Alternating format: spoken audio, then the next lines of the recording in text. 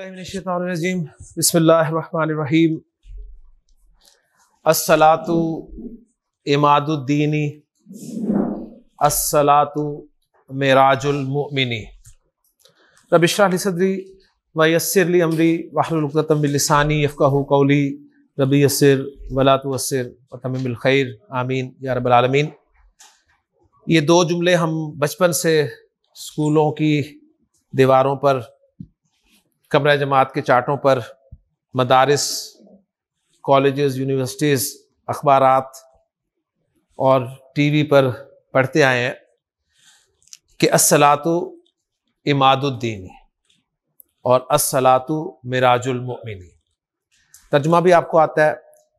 आज हम इन दोनों जुमलों में से मुरक्कब इजाफ़ी को पहचानने की कोशिश करेंगे और फिर इन मुरक्कबात के मफ़हूम को इंशाअल्लाह ताला मज़ीद वाज़े करने की कोशिश करेंगे।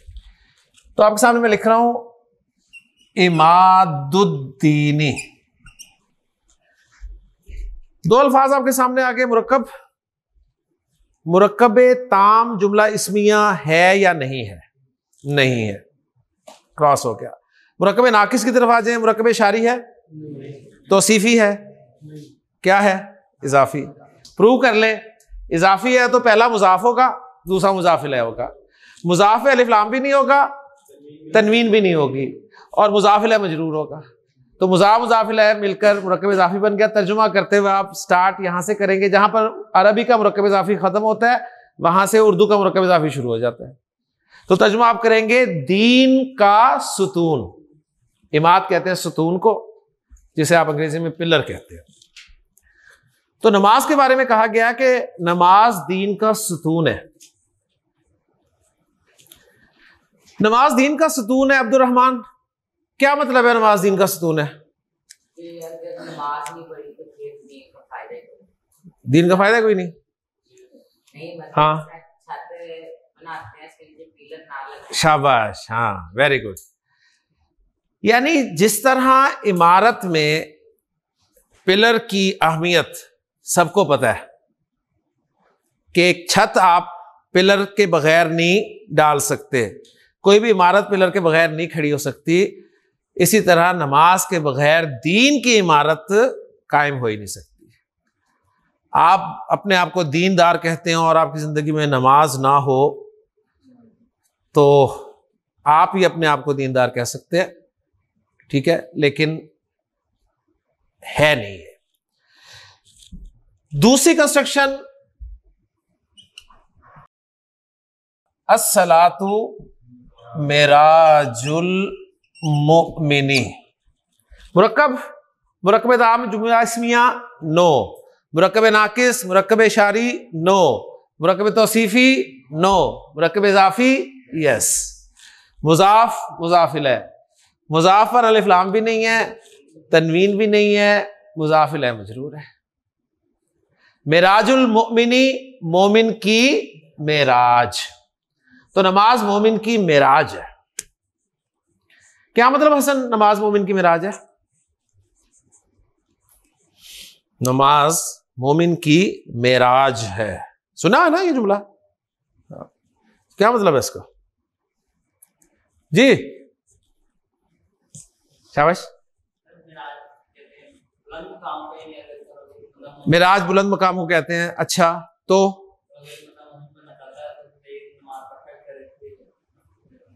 शाबाश, अच्छी बात। जी उमैर, आपके ख्याल में ऐसे ही है? सेम जी।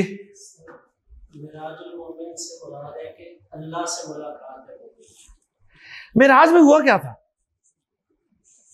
मेराज में क्या हुआ था? अल्लाह के रसूल सल्लल्लाहु अलैहि वसल्लम ने अल्लाह से मुलाकात की थी, ओके, और मुलाकात में क्या हुआ था? बातें हुई थी। यहां तक तो इत्तेफाक है। आगे इख्तिलाफ है कि दीदार हुआ या नहीं हुआ, लेकिन जहां तक इत्तेफाक है वहां तक ही रहें। तो मुलाकात हुई, यानी अल्लाह से मुलाकात, और मुलाकात में अल्लाह से बातें करना। तो मोमिन की मेराज का मतलब यह है कि बंदे का अपने रब से बातें करना। यानी कोई शख्स नमाज पढ़ रहा हो तो उसे यूं महसूस होना चाहिए कि वो अपने रब से हम कलाम है, अपने रब से बातें कर रहा है। हम भी नमाज में बातें करते हैं ना? किससे साकिब? अपने साथ कर रहे होते हैं, ठीक है ना?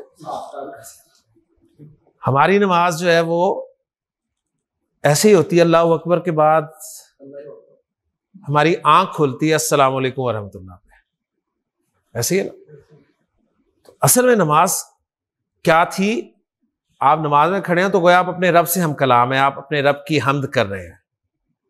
सुब्हानक अल्लाहुम्मा व बिहम्दिका व तबारक अस्मुका व तआला जद्दुका व ला इलाहा गैरुक। फिर आप सूरतुल फातिहा पढ़ रहे हैं, ठीक है, हमद है, दुआ है। फिर आप सूरत में से कुछ पढ़ रहे हैं, कुरान में से कुछ पढ़ रहे हैं, फिर तस्बीहात आप देख लें सारी, तो गोया आप अपने रब से हम कलाम है। डेफिनेटली आ रहे होते हैं जवाब। और इसलिए हजरत अली की तरफ एक कॉल जो है वो मनकूल मिलता है कि आपने फरमाया कि जब मेरा जी चाहता है कि मैं अल्लाह से बातें करूं तो मैं नमाज पढ़ता हूं, और जब मेरा जी चाहता है कि अल्लाह मुझसे बातें करे तो मैं कुरान पढ़ता हूं, क्योंकि कुरान अल्लाह का कलाम है। कुरान आपको ऐसे लगेगा जैसे अल्लाह आपसे बातें कर रहे हैं, और नमाज जब आप पढ़ रहे हैं तो ऐसे है गोया आप अल्लाह से बातें कर रहे हैं। तो नमाज की अहमियत आप देख लें, नबी करीम सल्लल्लाहु अलैहि वसल्लम ने से अपनी आंखों की ठंडक करार दिया है। नमाज मोमिन की मिराज है, नमाज दीन का सुतून है। आप सल्लल्लाहु अलैहि वसल्लम के ज़ुबान मुबारक पर जो आखिरी वक्त में अल्फाज थे वो यही थे, अस्सलाह अस्सलाह, कि नमाज ना छोड़ना, नमाज ना छोड़ना, नमाज ना छोड़ना। यहां तक कि नबी करीम सल्लल्लाहु अलैहि वसल्लम ने फरमाया कि इन्ना अव्वला मा युहासबु बिहिल अब्दु यौमल क़यामती अस्सलाह। बंदे से क़यामत के दिन जो सबसे पहला सवाल किया जाएगा ना, वो नमाज का होगा। पहला सवाल, पहला सवाल कितना अहम होता है? सब तालिब इल्म है, कितना इंपॉर्टेंट सवाल होता है जी पहला। अगर पहला सवाल ही ना आता हो पर्चे में से तो वहीं आपका पता चल जाता है कि कितनी तैयारी है। और आमतौर पे पहला सवाल, मुझे याद है हमारे तो लिखा होता है जी पहला सवाल लाजमी है, बाकी सवालों के बराबर नंबर है। और पहला सवाल आमतौर पे फिर एमसीक्यूज पर मुश्तमिल होता है, ठीक है, और नंबर भी ज्यादा होते हैं उसके। और 20 नंबर का अगर पहला सवाल है तो 20 में से अगर आपके 18 भी आ गए, 17 भी आ गए, तो चांसेस हैं अब आपके बाकी पेपर में पास होने के। पहला सवाल ही 0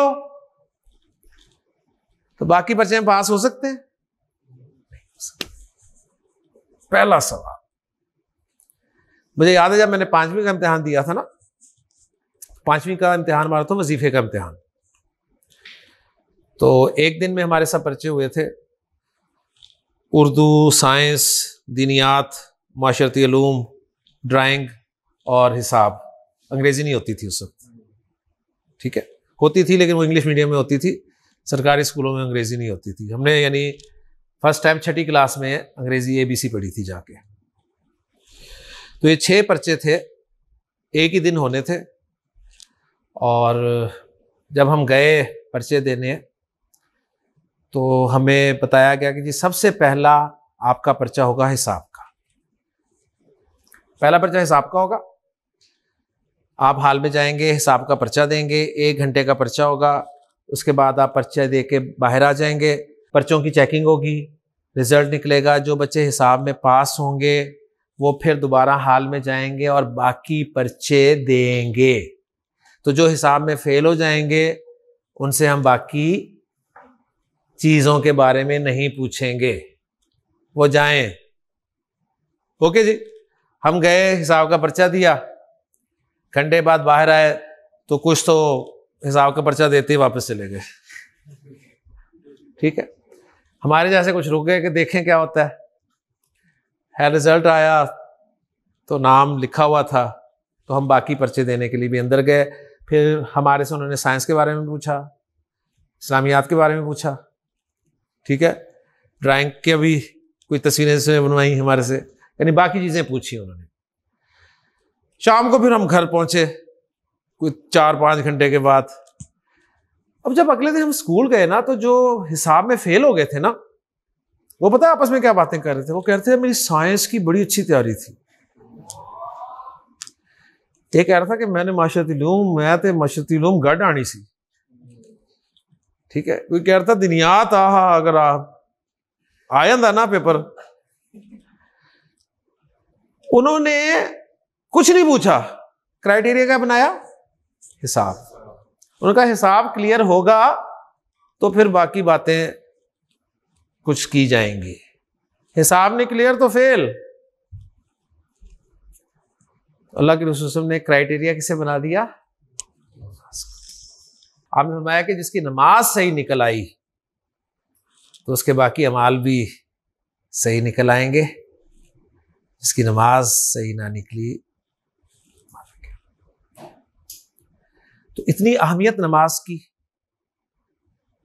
और इसके बाद अगर मैं अपना जायजा लूं, आप अपना अपना जायजा लें, अपना जायजा लें, बाकी जायजे खुद आपके सामने आ जाएंगे कि हमारी जिंदगी में नमाज की कितनी अहमियत है। एक मरतबा उस्ताद ने स्कूल में बच्चों से पूछा कि बच्चों कौन है जो नमाज नहीं पढ़ता? कौन है जो नमाज नहीं पढ़ता? यह सवाल नहीं किया कि कौन कौन नमाज नहीं पढ़ता, सवाल यह किया कि कौन है जो नमाज नहीं पढ़ता। तो बच्चों में से एक बच्चे ने जवाब दिया कि सर, वो शख्स नमाज नहीं पढ़ता जिसे नमाज नहीं आती।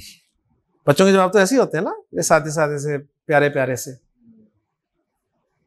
उनके जैसे नमाज नहीं आती, वो नहीं पढ़ता।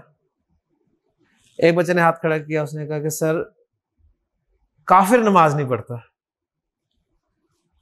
सही जवाब था। एक बच्चे ने बड़ा ही प्यारा जवाब दिया, उसने कहा सर, जो मर जाए ना वो नमाज नहीं पढ़ता।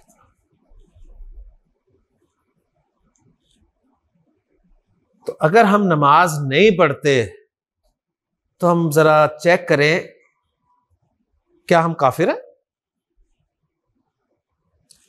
क्या हमें नमाज नहीं आती? क्या हम मर गए? अगर ऐसा नहीं है तो फिर अल्लाह के रसूल ने फरमाया कि बंदा मोमिन और काफिर के दरमियान फर्क करने वाली नमाज, पता ही चलेगा कि नमाज है तो मोमिन है, नमाज नहीं है तो, क्योंकि काफिर नमाज नहीं पढ़ता, ठीक है ना। बंदा मोमिन हो, मुसलमान हो और वो नमाज ना पढ़े, इम्पॉसिबल, इम्पॉसिबल। अल्लाह ताला से दुआ है कि अल्लाह ताला हमें नमाज की अहमियत को समझने की तौफीक अता फरमाए। अल्लाह के रसूल सल्लल्लाहु अलैहि वसल्लम की एक और हदीस में ज़हन में आ रही है, आपने दुनिया के बारे में फरमाया कि दुनिया सिजनुल मुमिनी। मुरक्कब ताम जुमला इस्मिया नो, मुरक्कब नाकिस, मुरक्कब इशारी नो, मुरक्कब तौसीफी नो, मुरक्कब इज़ाफी यस। चेक करें, मुज़ाफ मुज़ाफिल है, अलिफ लाम तनवीन मजरूर, और मुरक्कब इज़ाफी किस हालत में है? मरफू। सिजन कहते हैं जेल को, सिजन जेल को कहते हैं। सिजनुल मोमिनी का क्या मतलब होगा? मोमिन की जेल। जन्नतुल काफिरी, मुरक्कब इज़ाफी, मुज़ाफ मुज़ाफिल है, काफिर की जन्नत। अल्लाह के रसूल ने फरमाया कि दुनिया सिजनुल मोमिनी व जन्नतुल काफिर। ये दुनिया जो है ना, ये मोमिन की जेल है और काफिर की जन्नत है। जेल, सिंपल सी बात है, जेल पाबंदियों का नाम है। जेल में आपकी नहीं चलती, आपका जो दिल कर रहा हो आपकी नहीं चलेगी, ठीक है ना। मोमिन के लिए दुनिया जेल है। मोमिन का दिल कर रहा है गोश्त खाने को, अब गोश्त पहली पाबंदी कि हलाल जानवर जो है वो देखा जाएगा, सही, पोर्क वगैरह सारा साइड पे हो गया, पहली पाबंदी। काफिर के लिए कोई पाबंदी है? ये उसका गोश्त खाने को दिल कर रहा है तो जो मर्जी आ जाए, बिस्मिल्लाह, ठीक है। अब मोमिन गोश्त है तो हलाल। अच्छा, अब वो जो हलाल है उसमें से उसने सेलेक्ट किया चिकन। अब चिकन आ गया तो चिकन पे अल्लाह का नाम लेके छुरी भी फेरनी है, ये दूसरी पाबंदी। चिकन हलाल है अगर, लेकिन अल्लाह का नाम नहीं लिया तो चिकन भी हराम हो गया, दूसरी पाबंदी होगी, ऐसे है ना। फिर तीसरी पाबंदी कि चिकन हो भी अपना, हमसायों का नहीं हो। चिकन खाने को दिल कर रहा था, बाहर निकले, हमसायों का चिकन फिर रहा था, आपने उसे काबू किया, तकबीर पढ़ी, ठीक है, तो फिर भी हलाल नहीं है वो, ओके। तो पाबंदी है, काफिर के लिए कोई पाबंदी नहीं है। जन्नत जो है वो है आजादी का नाम, मन चाहे जिंदगी गुजारने का नाम। दुनिया सिजनुल मोमिनी व जन्नतुल काफिर, दुनिया मोमिन की जेल और काफिर की जन्नत है। मोमिन को पाबंदियों के तहत जिंदगी गुजारनी पड़ती है और काफिर को आजादी है, जो चाहे मर्जी करे। मजीद कुछ मुरक्कब इजाफी करते हैं जिसमें अब हम मुसन्ना इस्तेमाल करेंगे, जमा इस्तेमाल करेंगे, ताकि कॉन्सेप्ट आपका मुरक्कब इजाफी का 100% क्लियर हो जाए। अल्हम्दुलिल्लाह। मुरक्कब इजाफी बैतुल मुस्लिमी, मुरक्कब इजाफी तर्जुमा मुसलमान का घर, मुसलमान का घर। मुजाफ मुजाफिल है, साके मैं चाहता हूं मुजाफ बैत ही रहे, लेकिन मुजाफिल है जो है ना वो मुसन्ना हो जाए, अल मुस्लिम का मुसन्ना आ जाए। जी शाबाश, अल मुस्लिमानी, जी हाँ, अल मुस्लिमैनी, माशाल्लाह। बैतुल मुस्लिमैनी, एक्सीलेंट। मुजाफिल के लिए शर्त है मजरूर होना चाहिए। मुजाफिल के लिए कितनी शर्तें हैं? मजरूर होना चाहिए। तो मुसन्ना, हसन क्या हो गया, मुंह खुला का खुला रह गया हसन का। मुसन्ना कितनी आवाजें मुसन्ना की? दो, कौन कौन सी? आनी आईनी। आनी कौन सी आवाज है? मरफू। और आईनी मंसूब और मजरूर, तो आईनी आवाज लगा दी उसने, तो ठीक नहीं है। वो पहले आनी कह रहा था, फिर उसे ख्याल आया नहीं ये तो मजरूर होना है, तो उसने आईनी कर दिया। क्लियर, ठीक हो गया ना, शाबाश। चलो फिर आओ, मुजाफ बैत ही है और मुजाफ इलैह जो है अल मुस्लिम की जमा है, अल मुस्लिम की जमा, शाबाश। अल के साथ बोलना है क्योंकि सब पे अल लगा हुआ है। ये अल मुस्लिमी है, ये अल मुस्लिमैनी है। अब यहां पर क्या लाऊं? जमा कह रहा हूं मैं, अल मुस्लिम की जमा लानी है, मुजाफिल है अल मुस्लिम की जमा, शाबाश। आता है आपको? अल मुस्लिमीन बैतुल मुस्लिमीन, ठीक है जी। अच्छा जी, मुजाफ बैती है और मुजाफ इलैह जो है अल मुस्लिम की मुअन्नस है।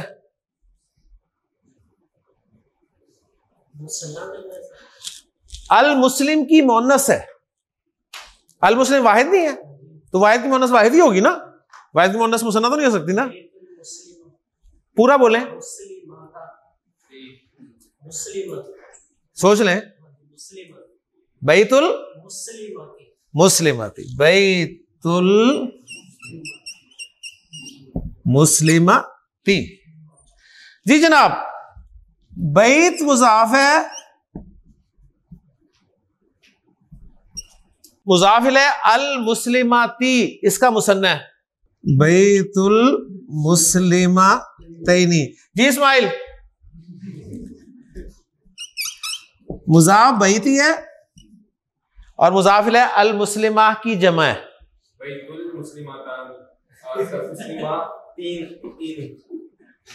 तसल्ली से, आराम से, आराम से। तसल्ली से, तसल्ली, बैत को छोड़ दो, बस इसका लफ्ज बोल दो, अल अल अल अल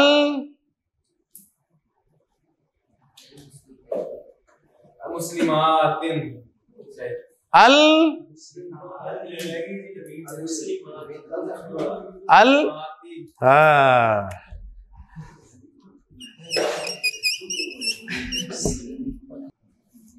बैतुल मुस्लिमाती।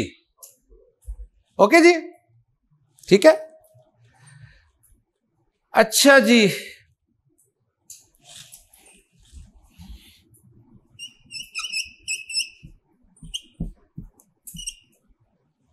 मुस्लिमु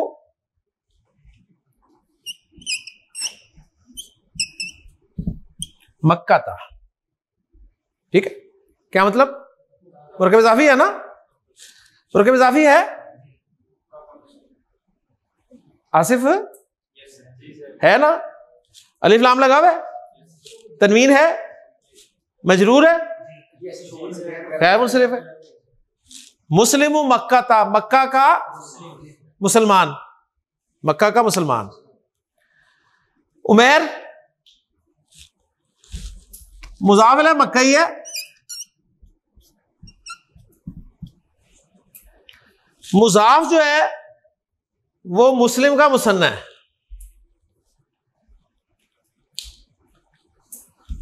मुज़ाफ जो है अब मुस्लिम का मुसन्ना लाना है। मुस्लिम एक मुसलमान था ना, यानी ये दो मुसलमान आपने एज ए मुज़ाफ लेके आने हैं और मरफू कंस्ट्रक्शन बनानी है। मरफू बना रहे हैं ना हम, क्योंकि मुस्लिम मरफू है ना, तो उसका मुसन्ना भी हम मरफू ही बना के ला रहे हैं। ठीक है, शाबाश। मुस्लिमानी, नून नहीं लगाना। मुसन्ना और जमा साले मुज़क्कर के आखिर का नून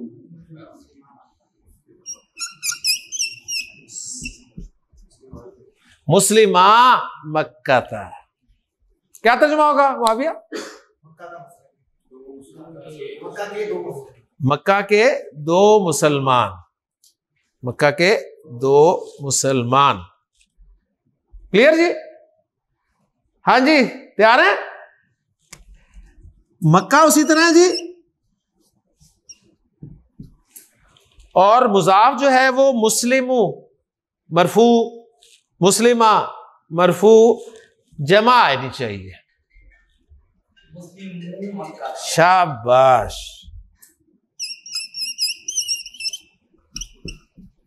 मुस्लिमु मक्का था, मक्का के मुसलमान।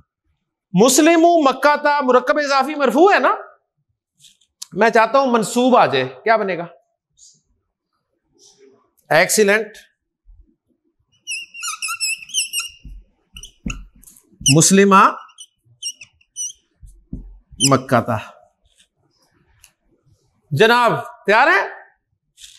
मुस्लिमा मक्का था मरफू है ना, मरफू है ना, मैं चाहता हूं मंसूब आए। मुस्लिमा मरफू है। ये जो मैं अब करवा रहा हूं ना, मैंने कभी किसी से नहीं करवाया। उसकी वजह यह है कि स्टूडेंट्स यहां तक नहीं पहुंचते, इसलिए मैं इसको स्किप करके आगे चला जाता हूं। लेकिन आपके साथ ये मैं कर रहा हूं, तो ये आपका एजाज है जी। शाबाश। समझ आ रही है ना बात? सवाल समझ आ गया ना कि ये जो मुस्लिम मां मक्का था है ना, ये मरफू मुरक्कब इज़ाफ़ी है मुसन्ना वाला, हमने इसे मंसूब में कन्वर्ट करना है। ओरिजिनली ये क्या था? मुस्लिमानी था ना, मुस्लिमानी। इसकी मंसूब फॉर्म क्या है? मुस्लिमैनी।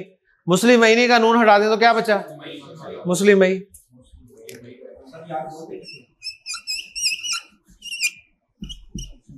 या को एंड पे ऐसे लिखेंगे आप, मुस्लिमई मक्का था, मुस्लिमई मक्का था। मक्का के दो मुसलमान अब मंसूब है, यहां पर मक्का के 2 मुसलमान मरफू थे।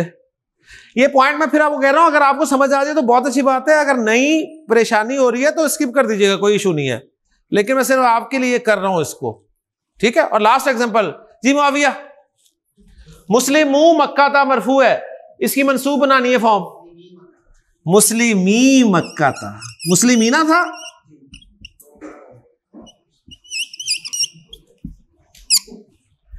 तो मुस्लिमीना से नून निकल गया तो मुस्लिमी बच गया, सिंपल सा। तो वही जो रूल आपके लिखे हुए नजर आ रहे हैं वो सारे अप्लाई हो रहे हैं। ले अभी हसन खत्म करो यार, अब आगे चलते हैं। ये तीनों, ये मरफू थे, ये मंसूब थे, इन तीनों की मजरूर फॉर्म बनानी है, तीनों आपने बनानी है बस, शाबाश। मुस्लिम मक्का था मजरूर होगा तो क्या बन जाएगा? वाहिद तो सर चेंज होता है, वाहिद का तो मुस्लिमुन, मुस्लिमन, मुस्लिमिन तीनों तरह रहता है, ये मुस्लिम ही हो जाएगा, ये मुस्लिम ही रहेगा क्योंकि मुसन्ना में 2 ही आवाजें हैं, आनी आईनी। ये मुस्लिम ही रहेगा क्योंकि जमा साले मुजक्कर में भी 2 ही आवाजें हैं, ऊना आईना। इतना आसान दिया था तुम्हें, बाकी सवाल हल हो गया। ओके जी, समझ आ गई? तो ये एग्जांपल्स आपको इंशाल्लाह ताला हेल्प करेंगी, इतनी पेचीदा कुरान में भी नहीं इस्तेमाल हुई, ठीक है। इस तरह की पेचीदगियां कुरान में नहीं आई, कुरान में सिंपल सिंपल जो मुरक्कब इज़ाफ़ी हमने किए हैं ना वो सारे आ गए। अब हम इंशाल्लाह ताला एक स्टेप को आगे लेके चलते हैं। ओके जी, एक स्टेप हम आगे बढ़ते हैं अब इंशाल्लाह ताला। कुरान मजीद आप पढ़ रहे हैं, सूरह फातिहा आपने पढ़नी शुरू की, अल्हम्दुलिल्लाह रब्बिल आलमीन। मुरक्कब रब पहला लफ्ज है, अलिफ लाम है रब पे, तनवीन है, तो जहन बना मुरक्कब इज़ाफ़ी का। कंफर्म कब करेंगे? जब अगला मजरूर होगा। अगला मजरूर है, अगला मजरूर है ईना, ईना मजरूर नहीं होता। रब्बिल आलमीना मुरक्कब इज़ाफ़ी हो गया ना। और मुरक्कब इज़ाफ़ी किस फॉर्म में है? मजरूर, क्योंकि मुज़ाफ से पता चल रहा है कि मुज़ाफ मजरूर है तो पूरा मुरक्कब इज़ाफ़ी भी मजरूर हो गया। ओके जी, तो रब्बिल आलमीना का तर्जुमा क्या करेंगे? तमाम जहानों का रब। ओके जी, तमाम जहानों का रब, ठीक है जी, क्लियर? नबी करीम से उनकी बहुत खूबसूरत हदीस में ज़हन में आ रही है कि नबी करीम से एक मरतबा एक सहाबी से फरमाया, बड़ा प्यार वाला अंदाज है, आपने फरमाया कि कुन फिद दुनिया, दुनिया में ऐसे रह का अन्ना का गरीबुन, गोया तू कोई अजनबी है, औ या आबिरू सबीलिन। मुआविया मुरक्कब इज़ाफ़ी बन रहा है, बन रहा है ना? मुज़ाफ के रूल्स अप्लाई हो रहे हैं, अलिफ लाम नहीं है, तनवीन नहीं है, अगला मजरूर है, सही। चेंज आपको सिर्फ ये नजर आ रही है कि जो मुज़ाफ इलैह है वो उस पर अलिफ लाम नहीं लगा हुआ। लग सकता था ना, लग सकता था ना, मुज़ाफ इलैह पे तो लग सकता है अलिफ लाम। अगर लग जाता तो क्या बनता? आबिरुस सबीली, आबिरुस सबीली। नहीं लगा हुआ तो मीनिंग्स में क्या फर्क पड़ा? अब ये पॉइंट मैं आपके सामने रखना चाहता हूं हदीस के रेफरेंस से। एक कंस्ट्रक्शन आपके सामने लिख रहा हूं, तर्जुमा जरा कर दें। किताबुत तालिबी, मुरक्कब इज़ाफ़ी, मुरक्कब इज़ाफ़ी है ना? क्या तर्जुमा? तालिब इल्म की किताब। ओके,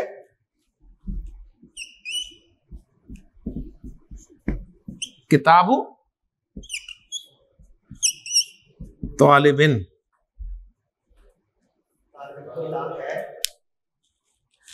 फर्क क्या है दोनों में? Excellent, this is difference.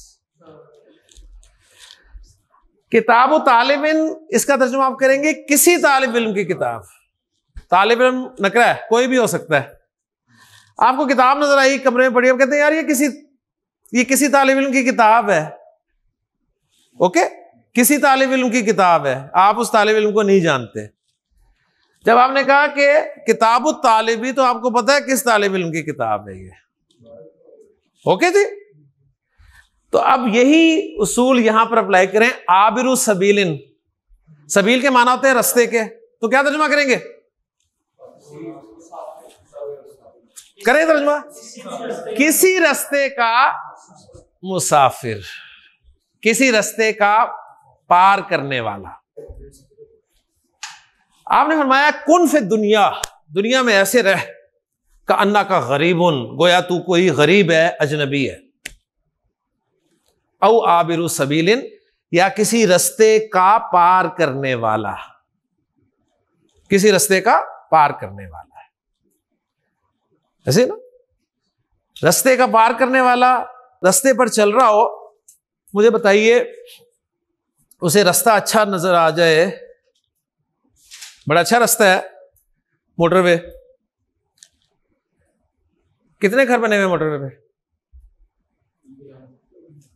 नहीं ना, अच्छा रास्ता तो उसमें घर बना लेते हैं, नहीं ना? आपने तो पार करना है उसको, मंजिल नहीं है, घर होना चाहिए आपका मंजिल में। लेकिन हमारा मसला यह है कि हमने रास्ते में ही घर बनाए हुए हैं।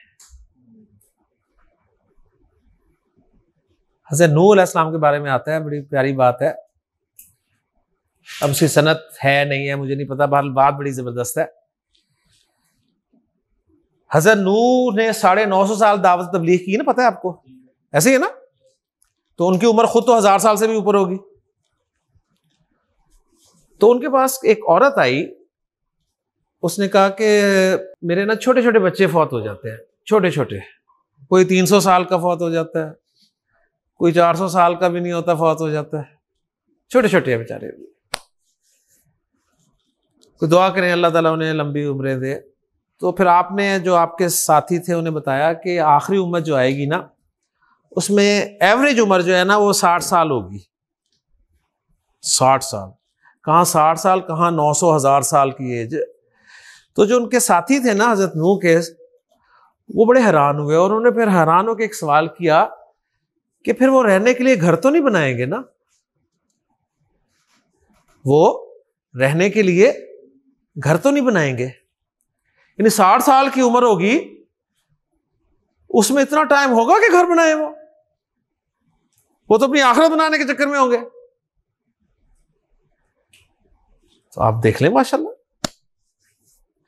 इंसान की जिंदगी का एक ख्वाब, एक मकसद, एक घर, कैनाल रोड पे, यही है ना? ऐसे है ना, सारी जिंदगी लगा देता है उस चक्कर में, दिन रात मेहनत करता है और हलाल तरीके से एक घर बनाने में कामयाब हो भी जाए, तो जब उस घर में दाखिल होता है तो उस वक्त उसका वक्त आया होता है। हो सकता है वो पैर भी ना रखने पाए और फरिश्ता आ जाए और चलें जनाब। तो कुन फि दुनिया का अन्ना का गरीबुन औ आबिरु सबीलिन। सुब्हानकल्लाहुम्मा व बिहम्दिका अशहदु अल्ला इलाहा इल्ला अंता अस्तगफिरुका व अतूबु।